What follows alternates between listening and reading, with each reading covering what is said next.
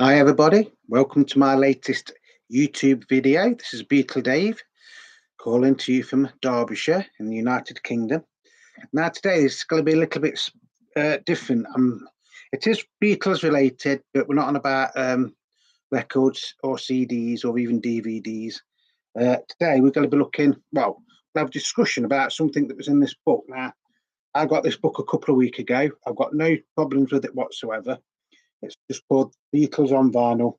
You must have records for your collection. So it's basically UK and US variations of the Beatles British studio albums, basically. It's written by a bloke called Pete Crisp. And all in all, it is a really, really good book. So I'd highly recommend it to you. I mean, I bought this second-hand off eBay, but apparently you can still buy this in some like department stores and things like that. I think it's usually around the, it says on there, GBP, which Great British pounds. This book would have cost £25 brand new. Now, I didn't pay anywhere near that. I think I paid something like £6 for this. It's a very, very good read. There's some really, really good articles in it. Now, at the back of this book, it lists the 20 best Beatles albums. If I can find it.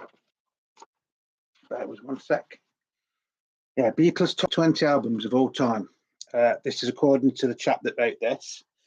I don't know where he's done his research on anything. So I'm going to read them, and I'm not going to say whether I agree with it or not, but I thought it might make a little bit of a good discussion. So this is it, Beatles top 20 albums. So it does say, based on a wide range of international sales figures, some certified, some estimated, the Beatles are without doubt the most successful artists in the world, with higher sales than second place Elvis Presley and third place Michael Jackson. Sales figures are very difficult to confirm and have fluctuated considerably over the years, downloading and stuff like that. So I think it's gone basically off record sales more than anything. So that is, well, no, we'll read through them, shall we? So we start from 20 and go down to what he thinks is the best selling one, right? So at number 20 has got the Beatles 6, which of course is a US release. We never really got that in the UK. I have got American copies of it, don't get me wrong, but it was never officially released in the UK. Then at 19 has got the Beatles at the Hollywood Bowl, and it's got UK stroke US versions. So I presume that is the 1977 one that came out with the, the barely coloured sleeve and not the later one. So that's 19. At number 18 has got the Beatles' second album. Again, see, in the UK, we would class the Beatles 6 and the Beatles' second album as basically compilation albums because they're not how the albums were originally intended to be heard. It's still a good album. I've got a couple of copies of that. So yeah. At 17 has got the Beatles 65. Again, that is basically a rehash of the Beatles for Sale album, isn't it? Then at 16 has got Yesterday and Today, which again is a US album. 15 has got the Yellow Submarine album, which is, I take it, is the original 1969 version. Again, has got UK stroke US. At 14 has got Meet the Beatles. Okay. At 13 has got Let It Be Naked, UK stroke US. So basically up to really number 13, it's basically US albums, isn't it? Apart, yeah, UK, there's a couple of UK stroke US ones. At 13, he's got Let Be Naked, UK US, which again, it is a good album. At 12, he's got With the Beatles, the UK version. Again, fantastic album. At 11, he's got the Beatles for Sale album, which is the UK one. At 10, he's got Please Please Me, the UK album. At number 9, he's got A Hard Day's Night, UK album. Okay. Would I put A Hard Day's Night above a Please Please Me? I don't know. At 8, he's got the UK version of Help. At 7, he's got Let It Be, the original Let It Be from 1969/1970 UK US versions. At 6 has got Magical Mystery Tour US version. Okay, can understand that. At 5 has got Rubber Soul, the UK version. Now I've got the UK version and the American version. Yes, I do love the UK version, but I think because you've got a couple of tracks have been swapped around on the American version, so the American one makes it sound more like a sort of folky album, doesn't it? At number 4, it's got the Beatles, aka White Album, UK US versions. At 3, it's got Sergeant Pepper's Lonely Hearts Club Band, UK straight US versions. And then at 2, it's got Revolver, the UK version, which I would agree with. I do think the UK version is better than the American version because you've got the best songs weren't on the US version, were they? And then at number 1, it's got Abbey Road, the UK and US versions. That's what it is. I don't know whether I'd agree with that or not, to be honest. Some of it, yeah, some of it, no. I don't, like I say, a lot of the American albums to us in the UK, they're really like compilation albums because you basically got one of our albums, you got like 2 or 3, didn't you? Because they'd had singles and had bits off other albums and things like that. So, yeah. So, what do you think? Would you agree with that? Some of it I would, some of it I wouldn't, to be honest. I mean, personally, I'd have thought something like the Hey Jude album would have probably been in there instead of the Beatles at the Hollywood Bowl. But I do know the Beatles at the Hollywood Bowl did get to number 1 in the UK.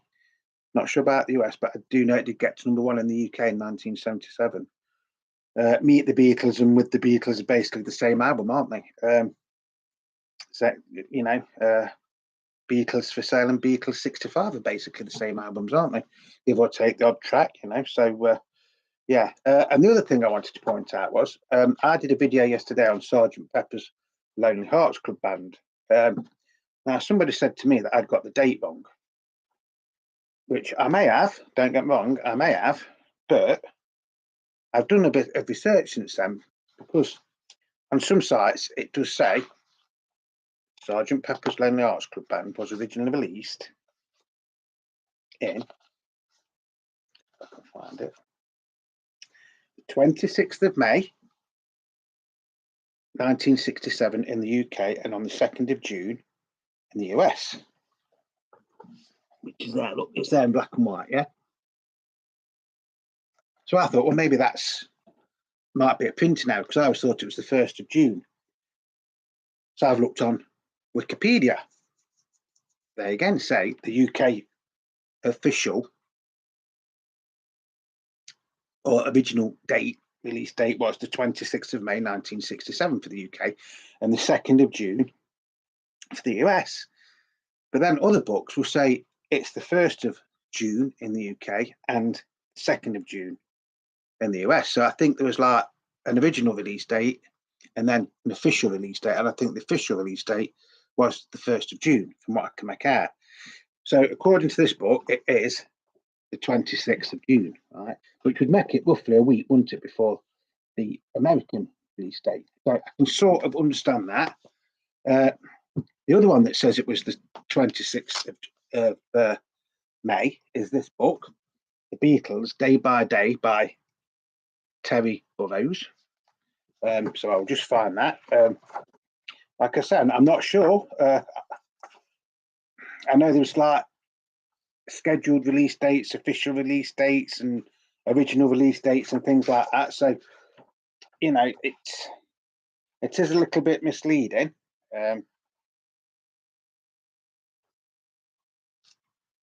Bear with me 1 second, because I'm in the wrong year for a start. So I just want to show you this, because if I've made a genuine mistake, I will admit I've made a genuine mistake, but I've only gone on the research that I found out on the internet last week. But like I say, I always did think it was the 1st of June in the UK.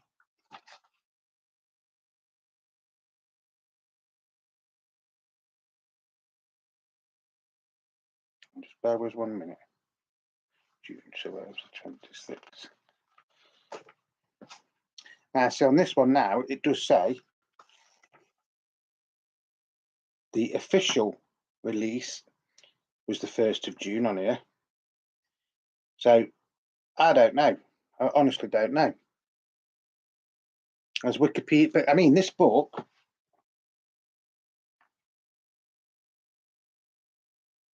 I'm not sure when this was published.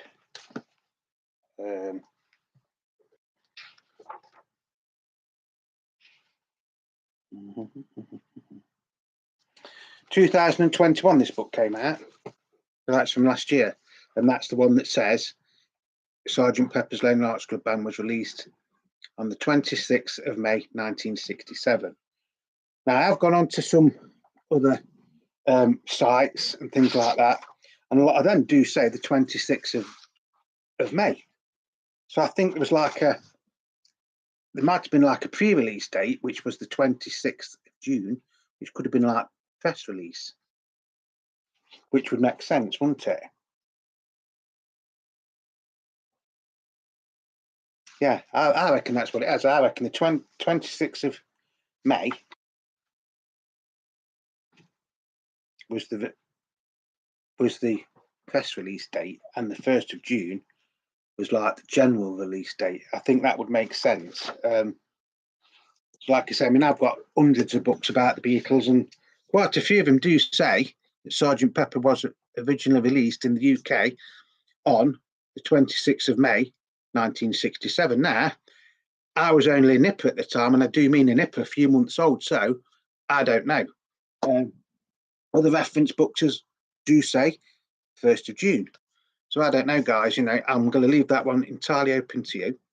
The main thing is, you know, if you like your Beatles records, you get yourself a few reference books. This is still in the shops, lots of money in the shops.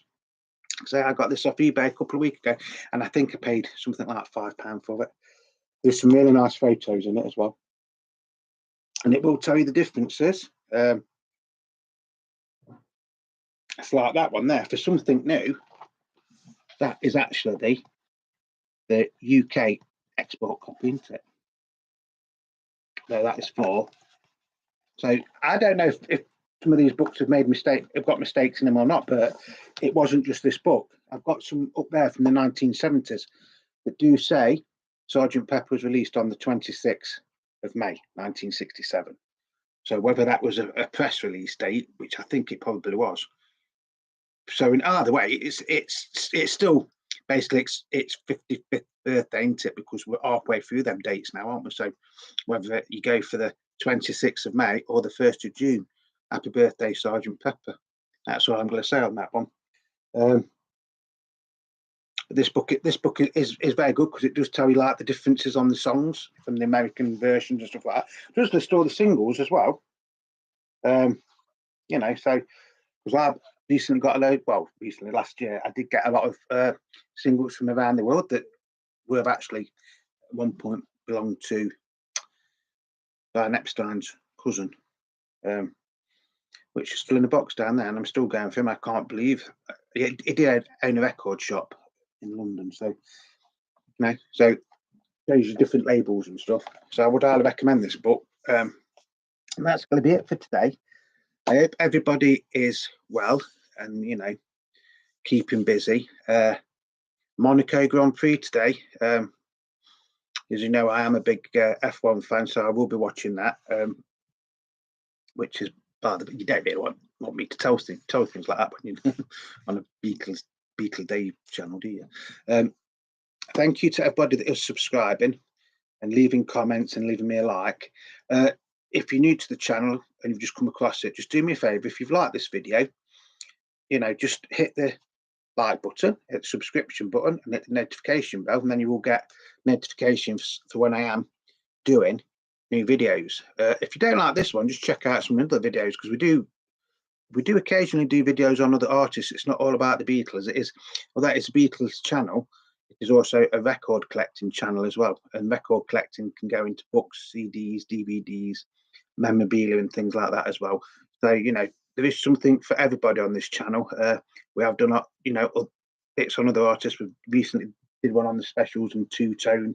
We've done Adam and the Ants, we've done the Kinks, we've done quite a bit on David Bowie and things like that, you know, plus other Apple artists like Jackie Lomax and Billy Preston and things like that. So please check out some of my other videos as well. As always, look after yourself. Love your records, cherish your records. From time to time, you will have to clean your records, but above all, play your records because that's what they're there for.